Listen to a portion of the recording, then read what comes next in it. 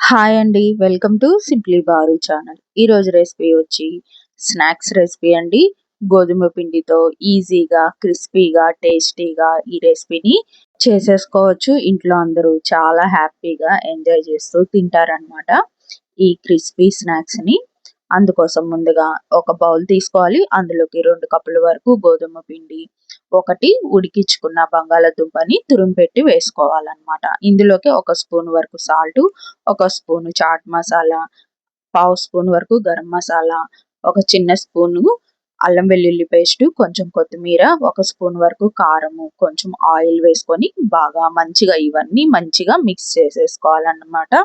మనకి మోస్ట్‌లీ బంగాళదుంప ఉంది కాబట్టి దాదాపుగా వెట్టుగా అయిపోతుందండి పిండి. ఒకవేళ ఇంకా పొడి పొడిగా ఉంటే మాత్రం కొంచెం కొంచెం వాటర్ వేసుకోండి. మరి మెత్తగా అయితే చేసేసుకోవద్దు పిండిని. లైట్‌గా కొంచెం కొంచెంగా వాటర్ వేసుకుంటూ చపాతీ పిండిలాగా ఈ పిండిని కలిపి పెట్టేసుకోవాలన్నమాట. ఇందులోకి కొంచెం వాము కూడా వేసుకోండి. ఒక స్పూన్ వరకు వాము కూడా వేసుకొని బాగా కలిపేసుకోండి. నేనైతే మర్చిపోయానండి. ఇంకా లాస్ట్‌లో వేసుకుంటానన్నమాట. వాము కూడా వేసుకొని ఒక్కసారి బాగా కలిపేసుకొని కొంచెం ఆయిల్ అనేది పైనే అప్లై చేసేసుకొని మూత పెట్టుకొని పక్కన పెట్టేసుకోవాలన్నమాట. 10 నిమిషాల తర్వాత ఈ పిండిని ఇంకా ఒకసారి బాగా కలిపేసుకొని ఇంకా చిన్న చిన్న ఉండలనేవి చేసి పెట్టుకోవాలండి. నాకైతే ఇక్కడ ఒక 6 వరకు వచ్చినట్టున్నాయి. ఇంకా ఈ ఉండల్ని ఒక్కొక్కటిగా తీసుకొని మనము చపాతీ రుద్దుకునే చెక్క పైన రుద్దేసుకోవటమేనండి. నార్మల్ చపాతీ ఎట్లాగైతే మనం రుద్దుకుంటామో అలాగా రుద్ది పెట్టేసుకోవాలన్నమాట.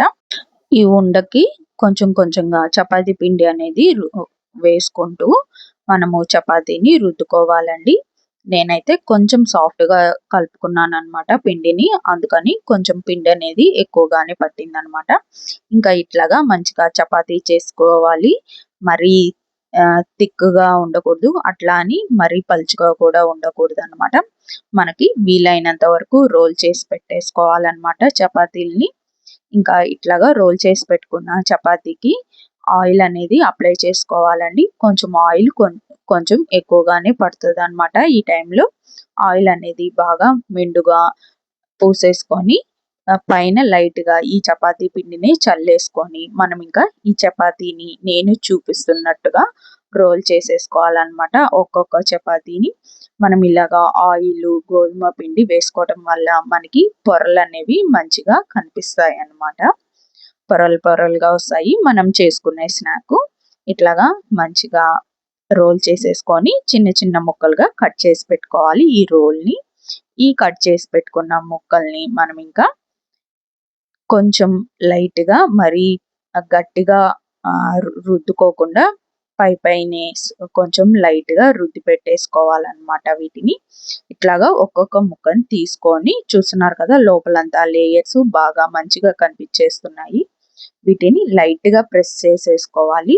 ఈ ప్రెస్ చేసుకున్న వాటిని పక్కన పెట్టేసుకొని ఇంకా చపాతీ కర్రతో కొంచెం లైట్‌గా మరీ గట్టిగా కాకుండా కొంచెం లైట్‌గా రుద్దుకొని పక్కన పెట్టేసుకోవాలి వేరే ప్లేట్‌లో. అన్నీ ఇలాగే చేసేసుకోవాలన్నమాట.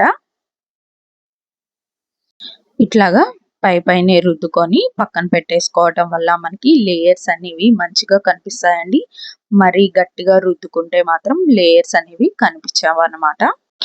ఈ రెసిపీలో నేను చూపించిన మసాలాల కంటే మీరు ఇంకొంచెం ఎక్కువగా యాడ్ చేసుకోండి. అంటే గరం మసాలా కానీ, చాట్ మసాలా అయితే ఒక స్పూన్ సరిపోతుందండి. కాకపోతే ఉప్పు, కారం కొంచెం ఎక్కువగానే యాడ్ చేసుకోండి. నాకు కొంచెం స్పైసీనెస్ అనేది తగ్గినట్టు అనిపించిందనమాట. ఇది గోధుమ పిండి కాబట్టి మనకి టేస్ట్ అనేది కొంచెం ఈ ఉప్పు, కారం అనేది ఎక్కువ పట్టేటట్టుంది. సో, నాకైతే కొంచెం ఉప్పు, కారం అనేది తగ్గినట్టు అనిపించింది. సో, మీరు మాత్రం ఇంకొంచెం ఎక్కువగా యాడ్ చేసుకుంటే చాలా టేస్టీగా ఉంటాయండి. మనము గోధుమ పిండితోనే మంచిగా రెసిపీని చేసుకోవచ్చనమాట. ఇంకా వీటన్నిటిని మంచిగా రుద్దేసుకున్న తర్వాత స్టవ్ పైకి బాండిల్ పెట్టేసుకొని ఆయిల్ వేసుకోవాలి. ఆయిల్‌ని మంచిగా హీట్ చేసేసుకోవాలండి. కాకపోతే వీటిని కాల్చుకునేటప్పుడు మాత్రం మీడియం ఫ్లేమ్‌లో పెట్టేసుకోవాలి ఆయిల్‌ని. ఇంకా ఒక్కొక్కటిగా వేసుకొని మంచిగా పొంగిపోతాయన్నమాట. కాకపోతే హైలో మాత్రం పెట్టొద్దండి. గోధుమ పిండి కాబట్టి త్వరగా ఎర్రబడిపోతాయి. మరి మాడినట్టు వచ్చేస్తాయన్నమాట. అందుకే ఆయిల్ మాత్రం మంచిగా వేడిగా ఉండాలి.